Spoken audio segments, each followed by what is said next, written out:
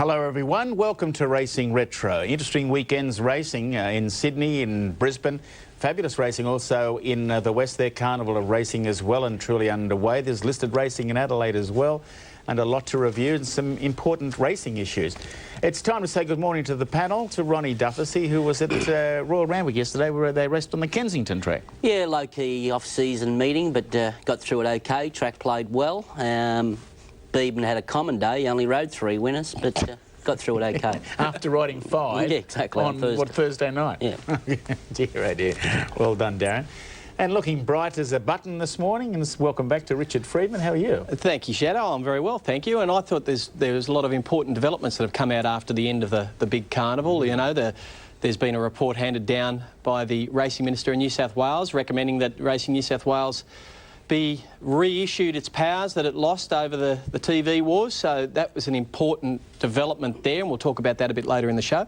And also, I'm fascinated to see how well the Perth Carnival is going. Yeah. I think it's really starting to fire up, and you know, I've got to admire them over there. They have put together some prize money where other states are reducing prize money. Who knows why? Because no one will tell us where the money has gone. But nevertheless, Perth are going up, which is great. I might ask that question or take it one step further a bit later. And also interesting developments in Brisbane as well. Oh, absolutely. And Alan Thomas will be joining us. Looking forward to that. Yes, ditto. All right, Onnie's lonesome this morning in our Melbourne studios is Alfie Matthews. How are you, Alfie? I'm very good, thanks, Graham, Ron and Richard. How are you? And good morning, everybody. Yeah, well, I can fit on screen, like I said last week. Eclipse Stakes Day. Terrific race. Overall, disappointing. We had track changes, track bias, where we were expecting, you know, a good surface to race on. They start off with dead 4. They want to upgrade them to good 3s. It's becoming confusing. They still haven't got a dead rating as such. However, that's a problem. But nevertheless, Pat Carey continued on with utility in the feature yesterday, and Mark Zara again rode very, very well. And good to see what they consider a battler. I don't necessarily consider the same Vlad Jurek, but nevertheless he rode brilliantly yesterday, and it just goes to show what you can do when the horse is good enough. Amen, yes. What's a 4 and a 5? What rating is that? Well, what are you talking? A good 4 or a good 5? It's a good 4, is it? Well, no, it's a good 3. It goes 1, 2, 3 in the good range, and then you go, the dead is 4, 5. Oh, mate, I've given up. And then 7, what happened to just good and dead, and you know, it's all too confusing. I don't think they put this in to make it clearer and more understandable for the public, and the public are more confused than ever. There was a meeting in Melbourne last week. It went from a dead 4 to a dead 5, and my trainer wanted to scratch his horse because of the track change. Yeah. Stuart says, no way, it's still dead. It's still dead. Well, why don't you just have 1 rating? I don't know. Anyway, if you want to send us an email on that or any other subject, feel free to do so. This is how you do it. Feedback, www.skychannel.com.au. Fax on 0294522222, and the mail to the producer of Racing Retro, Sky Channel 79, Frenchs Forest Road, Frenchs Forest, New South Wales 2086. By golly, you can read. Okay. I read the same stuff every week. He's a machine. I recite it. Machine. All right, now, as Alfie was saying, the Eclipse Stakes, the Group 3 level, was the highlight of racing yesterday at Sandown. This resulted in a good finish. Then further back, Last Goodbye. On the back of Newport is Valkyrie Diva coming into it from Emerald Jack, and then Dr. Nip and Tuck. Further back, Unabated Hassle, followed by Serene Sun. And last of all is Life's a Bounty coming around the turn. Giro Valley from Flash Trek. A length and a half further back than Ulysses, followed by Utility. Newport down the centre from Jacques Lenaif. Then came Unabated in behind those Valkyrie Diva. At the 400-metre mark now, and Flash Trick has gone up to Giro Valley from Utility. Then Ulysses in a gap in the race to Newport, followed by Unabated and Valkyrie Diva. Over on the inside, Giro Valley, Flash Trick and Utility on the outside. Jacques Lenaif getting out late, still Giro Valley in front. Utility starting to pack it back, goes to it now. Utility got it set in front. Utility last stride from Giro Valley, Flash Trick. Cosy Bay out wide 4th. Then further back... Well, there you go, Alfie. Utility, Pat Carey, Mark Zara. It won, of course, as we know, at fair odds over the Carnival. Yeah, it was probably silly odds over the Carnival, Graham, but nevertheless, it kept the form going. And look, you know, Mark is very, very underrated. And look, we've got so many underrated riders here. I'm glad it's not dominated by perhaps just 1 or 2, because it does spread a little bit, and it's good to see Pat Carey kicking on. But look, of the other runners, Giro Valley, look, it raced very much forward yesterday, probably a surprise, but look, there didn't appear to be a great deal of speed on paper initially. That was always going to be a little bit of a query, but then you saw unabated back last as opposed to being right up there at Flemington when in fact it won. It still finished its race off okay. I thought they were overdoing what we considered a track bias yesterday when they were getting too wide, because later in the day a few of them were ducking back up on the inside and getting the money. But you can see this finishing off very well indeed. Flash Trick stuck to its guns well, and also Cosy Bay that ran pretty well over in a group race over the carnival. Look, I don't know where a lot of these horses are going to go now. I would have thought it's the end of the road. Probably is for most of them, Alf. I thought significantly the first three around the corner or thereabouts were the first three over the line. They probably went too slow early for any of those backmarkers to have much of a hope. Even though the track was playing towards the middle of the track, you would have thought the backmarkers would have had the advantage getting out there, but the pace has been such that they really never got to go on, and these first three around the corner dashed home in the race. Look, Pat Terry is a very underrated trainer. That's what surprised me though, Richard, when you had horses like Newport that drew wide. Like, I've got no doubt the only thing that was on Glenn Boss's mind was to try and keep Valkyrie Diva back in, and he then started over racing, pulling hard. Craig unfortunately couldn't do much about it. He ran up their backsides too. Both had to check and both were given no chance after that. The race was just totally tempo related. It was just leader dominated. Backmarkers had no hope whatsoever. Do you know what? There's when you're talking about pace and leading jockeys, right? I saw yesterday some disgraceful rides as far as pace goes, with jockeys not knowing how fast they were going or how slowly the field was going. Now, I'm not a jockey. You were, Ronnie. It might be a lot harder to work these things out than it first appear. Alfie, you can surely add into this too. Well, but there are a lot of jockeys have got no idea what the pace is like. I think most of them are terrified of the trainers after getting instructions to disobey instructions, because if it goes wrong, they don't want to put you on again. Oh, he disobeyed instructions, this horse has got to be ridden back. They're not game to make a decision, some of them, because they'll lose context. No, Ron, you're exactly right there, and look, it might have been a long time ago when I rode, but the simple fact is I was fortunate to ride for David Hayes that gave you great confidence prior to going out, and Bart Cummings. Now, look, David Hall I never ever got instructions from, but Bart would say, Alf, jump, sit, get it comfortable, get off the fence at the 600 and improve. OK, if they're going slow, for God's sake, make a decision. Well, I know Lee says exactly the same things to his jockeys. For God's sake, I'll give you instructions, but if you get trapped out wide and you look like you're in trouble, make a decision. Don't just sit there. That's why Beedman's so dominant. He makes a decision, and he doesn't care, because he's got plenty of contacts anyway. So you make the wrong decision, OK. You live by it. You live with it, and everyone lives with it. But you make the right one, everyone hails you a genius. As long as you make a decision. Must make decisions. Right. Let's move on now to the listed Merton Cooper Stakes for the 2-year-olds, and some a couple of good ones here, particularly the winner, Press the Button, and another one which Ronnie will highlight to in just a moment. The inside, Maurice asked to let down on the outside, coming home fairly from Mr. Standfast. Light catcher back on the fence, a gap, Press the Button, and Finch the Tronics at the 300-metre mark. Maurice goes up to Love's Great and Gamble Me the fence. Maurice takes the lead now from a long way back. Press the Button is getting home hard. Maurice ducking down to the rail, two in front. Press the Button is flying. Press the Button going up to Maurice. Press the Button lunges on the line. Press the Button. Press the Button, 3/4 Maurice, who might have thrown it away with greenness. Third. Yeah, well, Press the Button, Glenn Boss for David Hayes over Maurice, Gamble Me, and you might just like to mention the one finishing fourth there. Ciccone seemed to completely lose the plot mid-race. Well, from the start, didn't clods in the face and didn't cop it sweet at all. But by geez, he hit the line well. But this is a good horse, this winner. What do you think of the race, Alf? Yeah, look, the unfortunate part about the race, we didn't see either of the horses, or the two that you just mentioned, Ron, in barrier trials or anything like that. But obviously the Perrin boys, well done, guys. They had something on it, and it won nicely too. But Ciccone was the horse that I liked. It got home very, very strongly. You see it coming out behind the winner there, finishing in fourth spot. But look, I was a bit disappointed, because I thought they learnt something with Maurice down the straight. They put the tongue tie on. It covered ground, obviously found the right part of the track, and I was hoping, Darren, look, whether it helped or not, if he had a switch to stick over to the left hand, to maintain the course where the winner actually came from, because he came round the corner very, very wide indeed. It moved back to the inside, lost the plot, got unbalanced when he tried to straighten, and obviously I believe it cost it. But look, I think if he goes out in the paddock, comes back, he's still a benchmark horse as far as I'm concerned, Maurice, but take nothing away from the winner. It's good. Giacone, it'll continue to improve, and I think the winner is Magic Millions Bound. But they ran fairly good time too. But horses first up, you've got to be very careful going down that dip, coming out of it. A lot of them lose the plot. I'd just be a little careful of the result in that that was early in the day and the pattern of coming out into the middle of the track hadn't really been set. Now, the winner did there and got some advantage from that. How much, it's hard to tell.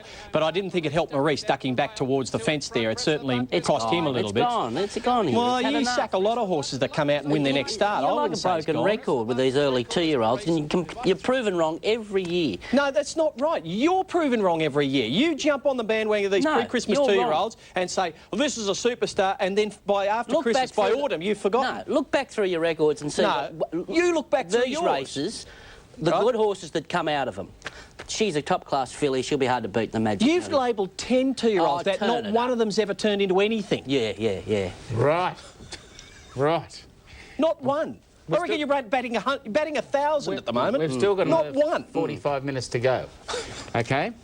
Boys, well done. Now, by the way, I was just going to say, if I can just mention that we were talking about prize money, down to $45,000 for the other races for the Saturday. I think they were about $55,000, were they not? It's a joke. There were 60,000 or 60,000, yeah. And the trainers are putting their training fees up because of the drought or whatever, the oats are dearer, and we're racing for 15,000. That's not fair enough. What? But I'm talking about the owner. Denying that there's a all drought the cost and then lose prize money. Well, you're right about that. Someone's got to ask the question. Someone in Victoria has got to ask the question, which never seems to get asked. Where has the money gone?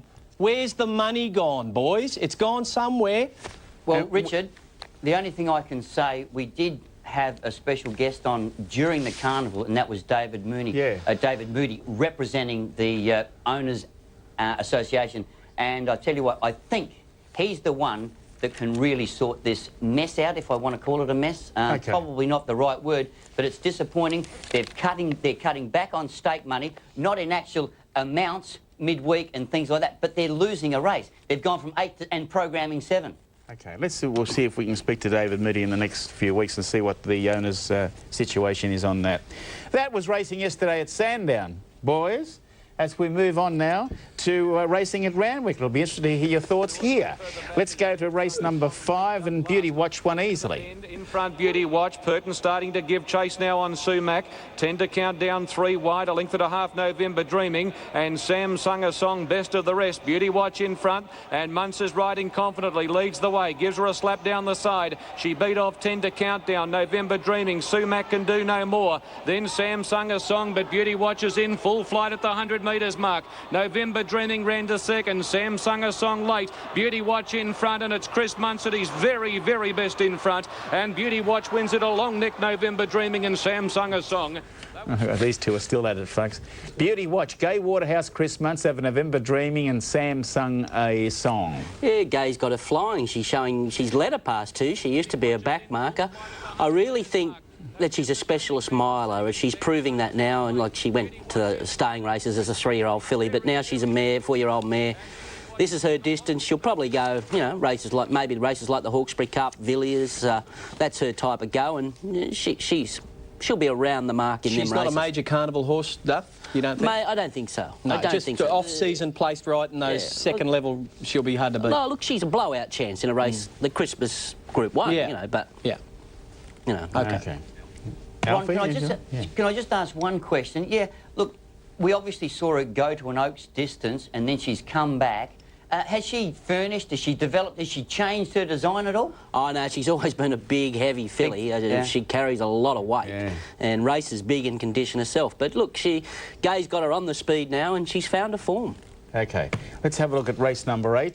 This resulted in a good finish. 2 finishing fast out wide, Cool Front, and also Utzen. A bit of traffic back on the rails. Spur us on. Cool Front will have to come to the extreme outside, and Not With Us lends money. Homeward Bound, Bowl Matador, Dan City together with a chance starting to run on. Picket Fence angles up between runners, coming with a bit of a run. Cool Front is storming from the back, and Utzen can't get a run. Dan City joined again by on the outside. Picket Fence presently getting through. Cool Front is charging home. Have a look at Cool Front on the outside, going after Picket Fence. Utzon getting out of the ground. Utzon flying through in the centre, but he didn't get there, I don't think.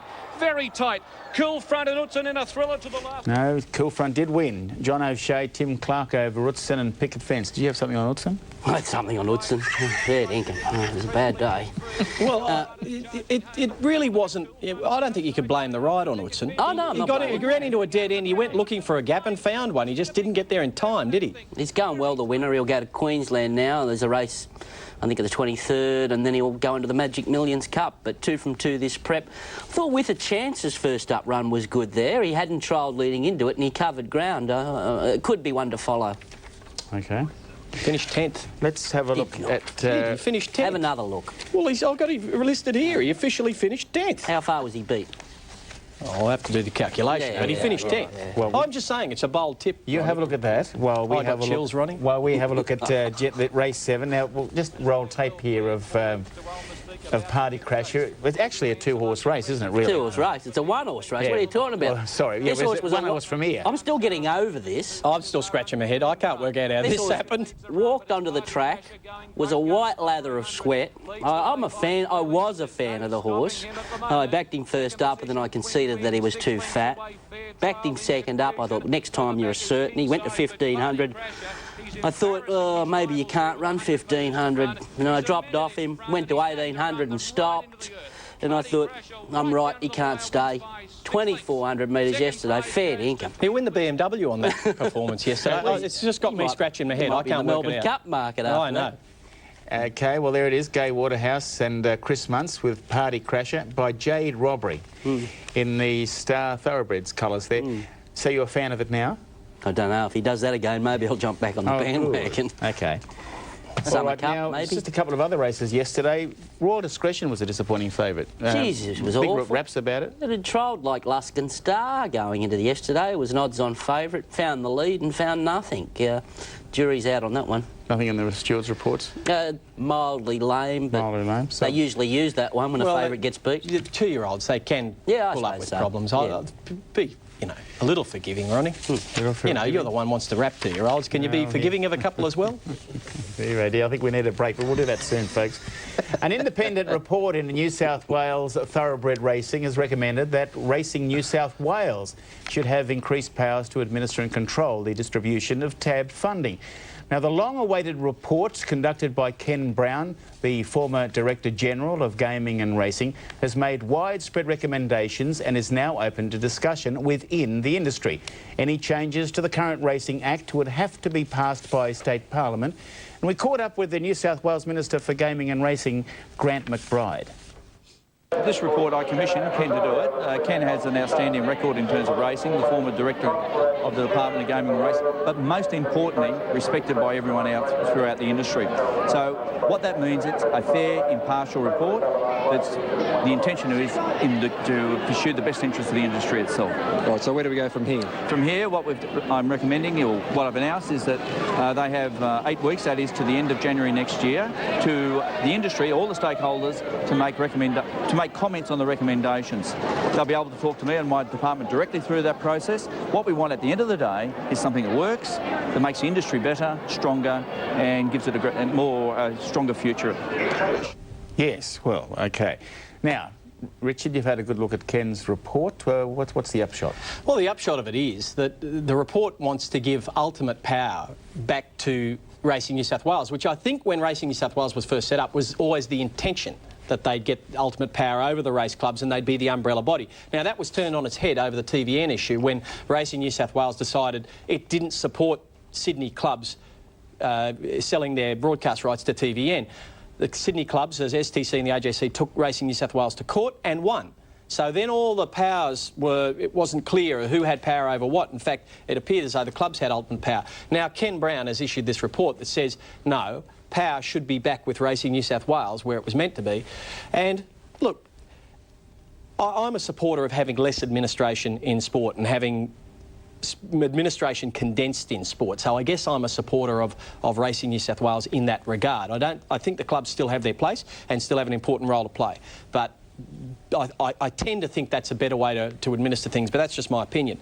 What I will say, Grant McBride who I called the cardboard cutout and have called him that on 100 occasions because he, when he got the job of racing minister in New South Wales, wouldn't have known which end of a horse would kick him, right? No idea at all. He's actually just starting to warm to the task a little bit.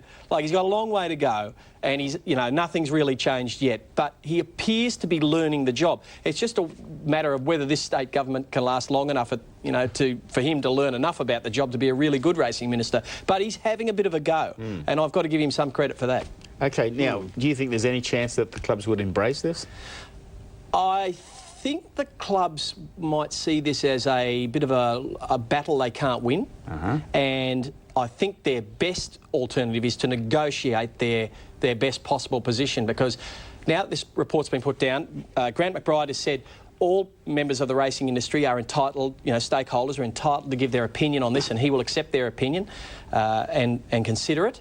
Now, the race clubs will no doubt make an approach there and we'll have some input there, but their best result might be just to negotiate a good result out of this. Does he finally make the decision then? Is that what No, I don't think the minister does. He's got to go before the state. He's got to go through Parliament. So yes. the Parliament makes the decision. Yeah. So not just the minister on his own, but if the minister recommends something and they have a majority in the Parliament, what do you think's going to happen? It's it's getting plenty of support from some pretty key figures as well in Racing New South Wales's favour as well. So interesting times ahead.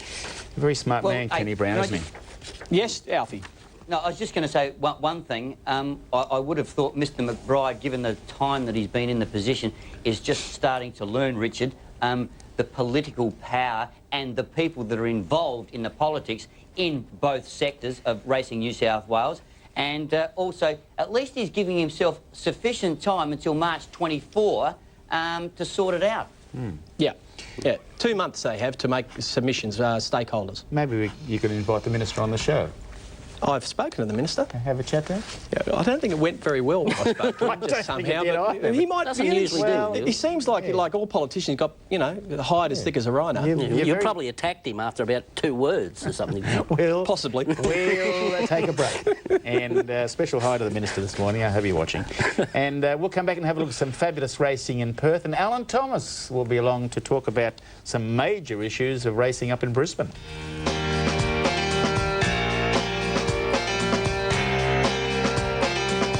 Now, Richard was saying the racing is terrific over in the west at the moment. It's only going to get even better as we really hot things up there. Let's have a look at Ascot yesterday, race 6. This is the Colonel Reeves at Group 3 level. Zanella, Metallic Storms into the open. Real Mac in front from Metallic Storm, Star Laser, and then Electric General coming between them. Star Laser, Metallic Storm, Electric General bursting through in the centre though. Electric General did best, and it's Electric General. He wins the Colonel Reeves. The horse always a little bit slow to begin, and he just rode him nice and patiently and didn't panic, and can't wait to watch the replay. Looked a fantastic ride. Let's talk about the horse. Relatively inexperienced. It was only his 13th race start today, but a horse definitely on the way up. Oh, absolutely. He perhaps when you looked at the form before today's race, you may have thought he was a bit overmatched, but Gary Fennessy and David, of course, was very pleased and with his form, and he felt confident that all things going well, he'd be competitive today. So it was a big thrill for everyone. So the visitors are kicked off on the right note, and also that was a good ride by Steve Parnham. It was a ripper of a ride. I know he got a few breaks in the run, but he was very patient, a good ride and a good effort from a lightly raced horse taking on some tough seasoned horses there. And Isn't it hard to line up the form, though? Very hard to line up the form. Eastern State horses going there because... They had another horse race there, Ejad, who started odds on and looked the goods, and he was beaten by a horse that only won a Bunbury Maiden. Yeah, so it's still very hard to go over there and win, there's no doubt about it. And Hayes has broke the ice now, and we'll see what happens further into the carnival. Good to see Hayes there. Freedman's had it pretty easy poaching a few of them good Western Australian horses. He might meet his match there this year. Actually, guys, that's your focus, isn't it, Ron? So just stick it into me whenever you can. Lucky I don't respond. I was just going to say, over the carnival, guys, this did run very, very well indeed. Hasn't had a huge amount of luck in recent runs. Good to see it go there. Look, I don't know whether it's capable of winning a Group 3 race on the eastern boards. However, the fact is that he's gone there, and a fair bit of stake money around at the moment for those sort of races. I just want to say one thing too. Steve Parnham, I tell you what, the entire family's lovely, but this one in particular, Steve, and when I was over there at Kalgoorlie, he wanted to know as much as he could from me, and I'll tell you what, he drained me. So he's obviously taken fairly something quickly, I on board. would have imagined. Oh, you put your chin on the chopping block there. You stick your chin out. Not on this show. Yeah. Very happy. But they are a great family. I've had the pleasure of meeting them too. They really are. Now, this is an interesting one. The Peters Stakes Group 3 Marasco. I had no luck. It's back there in the yellow colours. Always a devil down the outside with Banastor. Marasco can't get through behind them. Sir Chalmers on the rail. It's Kiora Miss. Always a devil. Always a devil stormed up, grabbed them, and always a devil draws away. Always a devil. 4 straight and a rising star. He's come a long way. He sort of won a Class 2 in the bush early in his preparation, and he's gone on and beat the older horses now, and obviously the open class horses. So he's got a bright future. Just gone on from strength to strength, unbeaten in 4 starts this campaign. Tell us about the run you had. Yeah, I was just discussing it with Rob Harvey before the race. I said all the winners have been coming 3 deep with cover, and we had the ideal barrier for it. And all respect to Marasco, I thought maybe the barrier might not be suited today, and it sort of suited us. We were rolling when we wanted to and hit the line strong. Indeed. Yeah, always a devil. Troy Turner for Bob Harvey Jr. over Kiora Miss in the dead heat for 3rd. I think he was 42nd on the order of entry for the Railway next week until he won this, and now he's into the field. Look, an impressive horse, flattened out beautifully. And when Troy Turner got to the outside at the top of the straight, Link Robertson on Marasco was sort of looking for runs inside. He probably had the opportunity to come out with this horse, and he was going well enough. I think he was going well enough. No opportunity. Well, no, I disagree with that. He had a chance to get out there. Where? Okay, show us where. It's over by now, Ronnie. Shut up for a minute, Ronnie. Shut up, Alfie. Right? Show us where. He had a chance just on the point of the turn to come out, and he hunted inside, and it was a fatal mistake. Look, it's taking the odds to a run on the inside. It didn't come. I'm not blaming him. Go back to the home turn. Would you just show us where side Just before the point of the home turn, he had a chance just to get across a couple of heels. Okay. He came off the fence at about the 500. He came off the fence. He did nothing. You can't hang the bloke on that ride. I'm not hanging him. It was always going to be a problem from Barry 1. Now have a look at this and just explain it. Just kind of explain where it gets out. No, it's too late there. He's already off the fence. okay. It's too late there. He's already hunted inside. What do you want to get out of the 1,000, do you? That's too late. There was a chance to come out, Ronnie. You should go back and watch a replay. I've watched it 5 times. You know, well, you get in here at 8 o'clock in the morning, have one look at it and think you know everything about it. Mate, you don't have to be a genius to see when there's an opportunity to come off. You obviously can't. We'll go right back. Come on. Idiot. Here we go. Here it is. Now, He comes off the fence there. If he kept going out, Where? Come out He couldn't underneath go the any pink further. horse. Right, now he goes to hunt back inside. Because he's half there. length inside him already. He could have come out under the pink horse. There would have been a room to push him further out off the track, Ronnie. You're dreaming. No, I'm not dreaming. Right, You are dreaming. It was a critical mistake. Now, so anything else we'd like to add on that? Yes. Idyllic Prince had no luck as well. We'll never know with Marasco because when he does get out, he explodes. So we'll never know.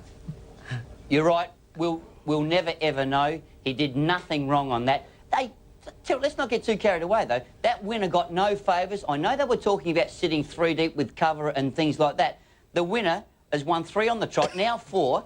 It's a genuine racehorse, this. It is a very, very good horse. Even the horse that came from behind and ran second, Kiora Miss, ran very, very well. But, Richard, I think there's a little rule called 137A, which says any rider may be punished if he is careless and various other things of causing interference. I'm telling you, give him a break. There's no way known he would have come out any further than what he did. That rule gets broken every week, particularly on the point of the turn. And isn't it interesting to hear the former jockeys all defending other jockeys? That's just, you know, par for the course. Par for the course. I did not defend a jockey the other day at Flemington, and what I'm saying to you, if he had have come out, he would have got interfered with, and he wants to ride him in the railway. Okay. You know what? I don't think he rode it that badly. Oh, really? You know, I'm not criticising Link Robinson. All I'm saying is he could have gone one way or the other. He went the wrong way. Okay, we're going to have a look at some racing in Adelaide, and we'll see what you think here. This is the O.J. Smith Challenge, listed levels, 1,800 metres. There are about 4 appalling rides in this, and they were all on the leaders. They went like cut cats at the beginning of this race, and 4 or 5 of them all wanted to fight for the lead. Yardaderi out late, but it's Road Worker. He's so consistent, Road Worker. And a good ride. He got out of the early duel. Road Worker a length. Photo second. The aim was to be 1-1, 1 out, 1 time back, sort of with Freedman's and Obglow obviously being the main pace of the race. Yarderbury was always going to be sort of close, and hopefully sort of get the nice trail in the 1-1 if you will. If that didn't work, there was always the option to be outside of Obglow. As the race sort of panned out, there's a line of sort of 3 or 4 with Cyber Dream outside them, attacking to the first corner. Very good speed on, and elected to sort of take the trail and switch off nice. Yes, well, now roadwork successful there, Adrian Patterson, and you weren't impressed with some of the other No, because they're leading jockeys. One of them was Dan Beasley, another one was Claire Lindop, and they had no idea how fast they were going. No idea, clearly, because if they did, they wouldn't have been going that fast. They walked to the line in this. They absolutely went to the line in 37 plus, I think. It was just a ridiculous early rides in the race from a number of them, not just those the first 200, then they had a rest. Yeah. By that time, they're gassed. What did you have for breakfast this morning? Well, you know, I've just had a week off and I've forgotten what it is? What it was like to deal with Ronnie. The City of Marion Stakes is race 7, and Miss Mooney Mooney in Singo's. You'll be happier now. Yeah. Done you, Dan. Putting in a run, and further back came aerated from Gold Chime, and then out wider was Play to Win. It's Miss Mooney Mooney. She's shifting ground under Bold Line. They're still clear. Then came Play to Win and El Mays. It's Miss Mooney Mooney. She's come to the centre. She's taken the running of Bold Line, but she'll win. Miss Mooney Mooney by about a long neck. Second, Bold Line. I was very confident of holding the protest. I felt over the concluding stages we were holding the second horse quite comfortably, and it was a soft win in the end. She's a reduced choice mare. To win a black type race is very important for her stud value, and she's probably worth up around $1 million now. She's a black type winner by reduced choice out of a very strong mare side. So it was very important for her here today, and now anything that's her progeny are going to be worth a lot of money. Yeah, Lee Freedman, Dan Beasley. Well placed. Well placed there. She's got the black type, as Dan said there. She's a valuable mare now. How'd Dan rate that one? Okay, did he? That was all right. That was all right? That was all right. Yeah. He should have held her straight. If she'd have won by further, it wouldn't have been a protest. But nevertheless, she did win, and it was an important one. But I didn't think the protest had many legs. Once she started to hold the other thing fairly comfortably the last 50 metres, and that's sort of what the stewards look at. You're probably right, Richard, but and then again, I've got no doubt the stewards would have had a hard look at that, because it shifted out some 5 horses, and I'll tell you what, had the second horse even just maintained without losing that little bit of ground, it may have been a very interesting result. Quite right. Hard to assess without seeing the head-on if they've bumped or not. It looked like the other horse was coming out and shying with her. They didn't bump, Ron. No, well, you can't uphold it. I saw the head-on. Well, you can't uphold it. Didn't we have one just recently upheld for intimidation? That was in Victoria. Yeah, they don't have to bump. I've got the states mixed up. Sorry, it wouldn't happen here. Where's here? Can I just say that Alan Thomas will be along shortly to add some sanity to the show. We'll talk about some interesting racing and developments as far as officialdom is concerned in Brisbane in just a moment.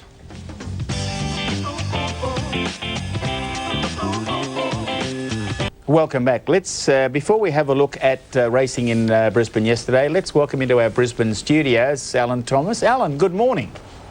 Good morning, all. It's been very interesting sitting here listening. It's even more interesting for me in the middle here. OK, you've got a bit to tell us about the selling of Doomben, so we'll come to you in just a few moments and we'll chat about that. We'll also talk about some of the racing there yesterday, Al. In particular, the Queensland Cup. This has been a good performance by a horse that had bowed attendance, so we'll talk more on that in just a tick. Strongly, and Z Action came at them. Past the 400, rezoned 2 lengths to Dictator. Respecters joining in quickly on the outside, and then Z Action, Lester Thunderwing to the 200. Rezoned Dictator and Respect with Respect on the outside, going to a narrow lead over Rezoned Dictator and Z Action, but Respect is the leader with 50 metres to go. Dictator and Rezoned trying hard, but Respect in front, and Respect will win the Queensland Cup from Dictator. Rezoned third. I believe when Guy Walters had him before he bowled a tendon, I think he said he might have been a Melbourne Cup horse, you know. What will you do with him now? Well, unfortunately, it's very hard to find these races. Mile and a quarter plus is what we're always looking for, or mile and 3/4 preferably. I mean, we have the Sydney, the Christmas Cup and the Summer Cup down in Sydney, but we'll see how he pulls up. I mean, he's really is looking for further, and he's not up to the standard of a Melbourne Cup, you know. How much ground do you feel that he lost in that? Well, he ran off to about 6-7 off the fence, and when I eventually got him back up to 1 off the fence, outside the leader, like I'd come back about 2 lengths then, but I believe it cost me about 4 or 5. His staying ability is quite amazing, this horse, because you had to stake him up and do a lot of work on him early. Yeah, I did. You know, I drove him for a long while to get to the lead. He's just very one pace, and you know, when he ran off, I had to push him again then, and from about the 500. Yeah, well, respects successful Paul Cave's Darthy Katsidis, but in going to you, Alan, just looking at the replay and that interview with Paul Hammersley, Dictator, how far should it have won by? Oh, it should have won easily. You know, by the time he got out of the gates the first time, coming around the home turn the first time, he went from the 1,200 metres mark to the home turn 3 and 4 deep to get to the front, and then he came back on the bit, and then when he got to the 1,600, that's where he normally pulls up at the end of his 10 furlong races. You thought the race was over and he was pulling up and he just veered off the track. Then he came back on, and I would think had the race been another 50 yards further, he'd have won again. But, you know, the ride was of Katsidis. He squeezed off the fence at the 800 when he had to, then he slipped up on the inside at Toulouse-Lautrec and saved ground on the corner and got home by a neck. So, good performance, good training performance, but the second horse was a tragedy beaten, I think. Yeah, couldn't agree more. Beautiful ride in the winner, and how tough is that second horse? He'd run 4 mile. Al, they tell me the Brisbane Cup is 2,400 next year, is that right? Yeah, they're going to bring the Brisbane Cup back to 2,400 and move the Queensland Cup back to the Winter Carnival as a 3,200 metre race. But they were, I mean, when you have a look at Australian horses, we just don't have any stayers. Yeah. And they want to bring the Brisbane Cup back to 24.5, which will then fit in with the PJ O'Shea Stakes, the Tats Cup, the Ipswich Cup, and even Grafton and Caloundra. So all those horses can run in the same races, because once the horses run in the Brisbane Cup 2 mile, they all just go to the paddock. Yeah, I'm going to make more enemies here. I thought Kenny Pope's ride on the third horse was no good. Went too early, went too hard, and then Paul Hammersley chased him and just set it up for Starthy Katsidis. I thought if both those horses had cruised along for another furlong or two, they mightn't have, they might have held the race between them. So they did put on for the winner. Well, it's just another example of leading riders, you know, not riding in many 3,200 metre races, and that's probably one of the disadvantages. They don't get a lot of experience at it, but they just hiked off a bit early. You've got to feel sorry for a horse like Dictator, who does look a real 2 miler. He could be a chance in a Brisbane Cup next year. That's about his level, but what do you do now? Set him for a Grand National. Ronnie, how much does it cost him? Set him for the Queensland Cup 3,200 at the Carnival next year. What about the Auckland Cup or something like that? You never know. But he's a 6-year-old, but he'll run all day. He'll run all day. Why don't you take him over? How far's the Perth Cup? 2 mile. Well, there you go, Alf. Mightn't be nominated. I was just going to say one thing, guys. You're sort of talking about all those different horses. How much did it cost Dictator for propping and doing things wrong? How much do you reckon? What sort of bonus are you going to give? Enough to win. Yeah, but 5 lengths? No, it's hard to say. It's hard to say. Well, Paul Hammersley said 4. Enough to win. Enough to win. So we should have won. Yep. But winner was hanging in pretty bad too. Yeah, well done to Paul Cave. Excellent. It's been a great training performance. Terrific training performance. Get a horse back from Bow Tender to win at 2 mile. Yeah, you betcha. Now let's have a look at race 7 for the sprinters. Sir Breakfast returned to the winners list. Gets through between runners, followed by Doonen and Proudly Aggro. In the straight, Enthusiast joined by Princess Margaret. Here's October Grey. Sir Breakfast getting a split near the fence, and then Triple P. Enthusiast still the leader. Sir Breakfast on the outside trying to get on terms. October Grey can't quite get there. Enthusiast and Sir Breakfast together. Enthusiast and Sir Breakfast. Sir Breakfast has got his nose in front, and Sir Breakfast beat Enthusiast. Third, October Grey. Proudly Aggro fourth. The next time... Liam Birchley and Glenn Collis combining their Al. Yeah, well, he drew 3, Al. He pinged out, found the fence box seated. The other horse drew the outside gate, used the petrol to get to the front, and the winner had a sitting shot at him. A plus B equals C. That's it. Yeah. October Grey second up. Run was fair. Princess Margaret wide gate again.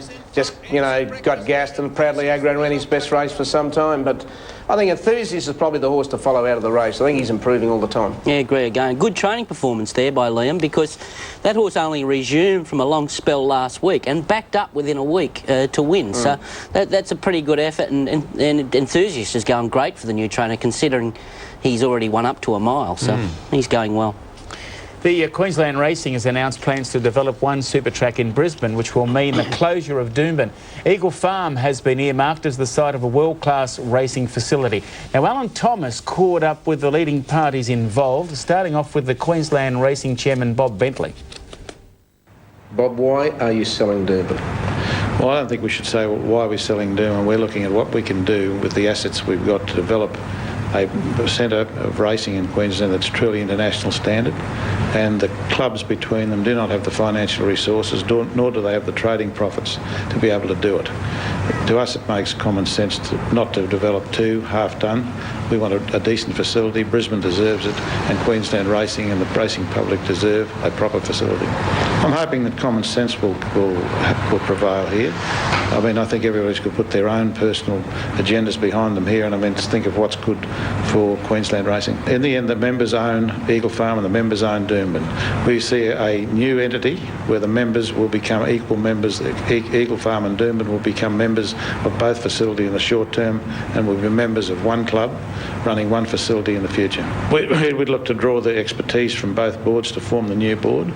We need particular skills to this. This is a very, very big project. It's a commercial project, probably in the vicinity of 100 million. So we're going to need board members with skills, not just racing skills. So we'll look to their skills of how we can make this board up. The new plan certainly would incorporate race day stables and also permanent stables. We see that as a fairly important aspect of the whole project, and certainly stables will be included in the project. The position of the clubs of QTC has always been that a merger of the clubs was something that should be pursued. The second issue regarding the single facility of racing at Eagle Farm, we still would like to see the detail of that. The board is supportive of it in principle, but we haven't had a chance yet to discuss anything regarding a single facility with Brisbane Turf Club. We're very anxious to do so. We hope that occurs early next week, and we hope to be able to speak with Queensland Racing after that. It's important to understand too that QTC has always approached the merger proposal on what Mr Bentley describes as a merger of equals, and that's certainly the way that this club wants to approach it. Look, at the end of the day, we sought a meeting with Queensland Racing, which the board of the BTC will have next Tuesday evening, and once we see all the detail, we'll probably be in a position to digest it and make comment after that. Right. If the numbers stack up, would you vote in favour of having one major track in Brisbane? Is that what we need, even if it is at the demise of Doomben? Look, at the end of the day, I think there is a need for a world-class facility, but as I said, until we get the details, I'm not in a position to say. Yeah. Becomes a very emotional issue, doesn't it? Yes, it will. It's certainly the emotion already, just with the release in the newspaper. Look, members have been around for a long time. I have an affinity to this place, and certainly the last 5 years we've busted our backside to make it work and produce as much money as we can. So, yeah, it is emotional. Yeah, OK, so Alan, what's going to happen from here? Well, firstly, I think you have to look at the alternative if this project doesn't go ahead. I mean, I just think back to when they were going to take the outer out of Lang Park, there were protests everywhere. Then they built Suncorp Stadium, which is the best football ground in the world, arguably. Then when they were going to take the hill out of the Gabba, everyone stood there and said, you can't do that. This is an icon of the cricket ground. Don Bradman played here, but they got rid of the Gabba hill. They built the complex, and now at the Ashes series you can see it's just one of the most magnificent grounds in the world. If they don't sell Doomben, and the Premier has told the racing industry he won't give them any money, where's the money coming from to build an international structure? Now, Doomben, unfortunately, is going to be the loser not because it's not a great little race course, it's because it's too small. There's just not enough ground. Eagle Farm's the 2,000 metre circumference track with poor facilities, which can be uplifted, and the track can be increased by putting another track around the outside, a la Sandown. So I think the people who are thinking, well, you know, this shouldn't be happening, I think you've got to look at the alternative. Where's the racing industry going to get 100 million plus from to make Eagle Farm into an international stage? Well, here. Thank God someone on this program's got some wisdom, because I think that's exactly right, I beg your pardon? Alan. Well, you know, isn't it? Right. And I think you're right, but maybe the state government's got to put their hand in their pocket too. I mean, I don't think Suncorp Stadium got built out of the pockets of members of anywhere. I think the state government chipped in plenty there, so maybe they can chip into racing. Don't forget, racing chips plenty into state governments. Yeah. Fortunes, and gets most of the time nothing in return. So, you know, that would be good. But look, it is a motive because those courses have been there for a long time. There's a lot of tradition, there's a lot of history with them. But you're exactly right, Alan. At some stage, you've got to look at racing and say, we are falling behind in Queensland with our facilities. If we want to keep up, we've got to work together. Let's just see if it happens, because Bob Bentley, he doesn't own the tracks, and the members do. They've got to agree to sell it. But what's the alternative, Ronnie, if they don't agree to sell it? What'll happen? Well, the alternative is probably they won't issue them any race dates, so Doomben will be just sit there. Well, who knows? So a park. Basically, they've got a sword of Damocles hanging over their head. Yeah, they can go the easy way or the hard way. So, Alan, where to from here? A meeting of the clubs or what? Well, it'll have to. I think the key position here is that Ian McGrath and the board of Doomben would have to recommend to the members that they go along this path. Now, for that to happen, as I understand it, the voting has to be 50% of the total members plus one, which is a fair percentage. As I said, if that doesn't go ahead, you've got to think of the other possibilities, which look pretty bleak. I think Queensland Racing have basically got it right. If you had a look, you were talking about prize money earlier, fellows, about the Melbourne meeting yesterday. These were the prize money at Eagle Farm yesterday. There were two $40,000 races, two at 45, and on those $45,000 races, if you're a Cutis or a Queensland bred horse, you got 75. There was 150, 175 and 100. Now, that was the prize money at Eagle Farm yesterday. Now, the minimum prize money of a race in Brisbane on Saturday now is $40,000 and probably going up. You talk about whether the government would give Richard, the race clubs, any money. Peter Beattie has said all along he's not going to give them the money. So there's no good sitting here waiting for the magic wand to happen. You know, if the government... By the way, that's disgraceful, Alan. That is disgraceful that an industry that tips as much into the coffers of government as racing cannot get any assistance in trying to upgrade the facilities, which in the end will tip more money into the coffers of government. Well, that's the lay of the land. Unless there's a change in policy, the government has told Queensland Racing and the racing industry they have to fund their own development.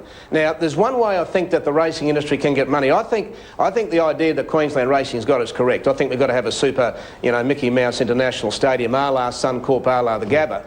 But I don't think the Queensland Racing's gone further enough. If it were me, I would consider taking all the horses out of Brisbane, training horses. Now, they are building on the Sunshine Coast stables for something like 600 horses.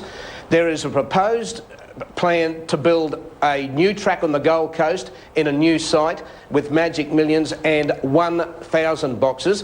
If you could say to the government, we will shift all the horses out of Brisbane, then you can open up the course proper at Eagle Farm, make it safer for horses if they do build the Gold Coast plan, and say to the government, you give us 40 or 50 million and we'll get every horse out of the city for you because they live in a suburb. I think you can go further and get... And let's face it, it's an hour from the Gold Coast to Brisbane and an hour to the Sunshine Coast. It's no travelling time. They're saying Alan, sorry. Sorry, I was just going to ask Alan, look, this has been going on for some time now with speculation about it. Surely somebody's actually come up with a figure what Doomben's worth? Somewhere between 100 and 130, they think. Well, rest your case. And Al, they say it'll be up, well, they're trying to get it done before the start of the next financial year. Is that long enough? No, what Bob Bentley has told him he wants this new board formed by the 1st of July next year. That's the board formed.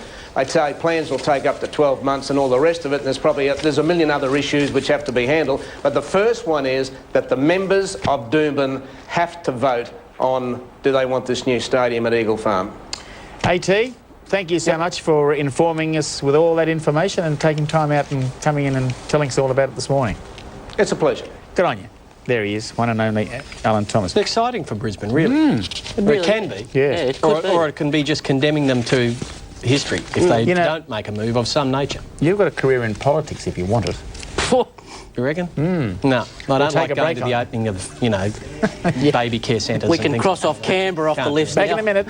Canberra's off the list, Tasmania. emails, and here we are. This one from Tracy says, my husband and I watch every Saturday and normally have no issue with the back and forth between Richard and the twit Ronnie on his far right. However, this morning it was enough that I turned the TV off. Enough is enough. Ron is an absolute idiot. Thank you, Tracy. The show's on Sunday, not Saturday. Well, that's by the by. You got one there for Ronnie? No, Any response I can't say. there? There's too much swearing about it, and it's potting you, and I wouldn't. I'll read it. Come on, this is getting embarrassing. Richard, I'm trying to work out what you are good at other than putting on other people. I think we might have to leave this. At least Duff puts his neck out, tips horses and admits when he's gone off his picks. You want to be... Yeah, well, we'll leave it. So let's go. Righto. Here we go. Hi to all on the panel, even the grump on the end, Ronnie. Watched the races yesterday, saw a great piece of horsemanship from a young kid in New Zealand by the name of Cameron Lammas. The horse was going to win the race and threw it away by taking a sharp left. Yeah. He stayed on board and was amazingly he regained his cool and still rode it out for third place. So there you go. I saw that. It was very good effort. Performance. This one just agreeing with me. I'll just leave that till later. Love the show. Can Richard tell us where you can buy an unraced or tried horse without going to the big money sales? Take over Target. Where did he come from? Well, it's very difficult there, Michael, because, you know, the ones you want to buy, they bump the price up. I mean, sometimes it's better to pay bigger money for a tried horse than it is to pay big money for a yearling. Maybe that's where you can go. I do think generally tried horses are still better value than yearlings to a large degree, but they are hard to buy, very hard to buy. Alfie, what's happened to the very promising Victorian apprentice rider Nikita Berryman? Alfie? Yeah, she had an injury. She broke her ankle, and actually I ran into her the other day, and she's had a few pins inserted. She's going to be a little while. She had a few weight issues as well there, but look, she'll be back on track. She's probably still about 4 months away. What about April Matthews? I convinced her to retire, and she's now working for RVL. Oh, good man, good man. Okay, so that was from Richard, who wanted to know that. Okay, enough? That's enough, yes, unless there's anything about you. No, all the nice ones, there are a ream of them supporting me. Oh, yeah, sure. Yeah. April, what am I saying? Horses to follow. Ciccone, Evil Web from Richard Freedman. Press the button from Ronnie. I'll be pressing it on Magic Millions Day. Yeah. This clown next to me. Ciccone from Alfie and Miller's Wheel from Alan Thomas. The diary. Don't call Graham a clown. It's the Japan Cup today. Oh, yeah. Yes. Deep Impact, Ouija board. Yeah, Hearts Cry. Good race, isn't it? Awata's got a ride. Yeah. It's on this afternoon Superstar, on Sky. Awata. Wow. And, of course, the Carnival of Racing in Perth really gets into full swings with the Group 1 Railway Stakes and Eagle Farm. You've got the recognition in the Carlton Draft Classic next Saturday. Alfie, thank you so much. Graham, it's always a pleasure. It's good to see that Brisbane's having good discussions because their racing is certainly heading in the right direction, and good luck to Perth too, because I like the way things are going over there. Indeed. Okay, thank you. Ronnie? See you, Graham. Okay. See you, Where's Ronnie? Bensley in Perth, is he? No, he's on his way to Japan, isn't he? See you, Ronnie. Oh, he could be anywhere. He could be See you, anywhere. Ronnie. I love you, Ronnie. Body language. Bye, Richard. Goodbye. Nice to have you back, isn't Bye, Ronnie. it? Bye, folks. We'll catch you next time. See you, Ronnie.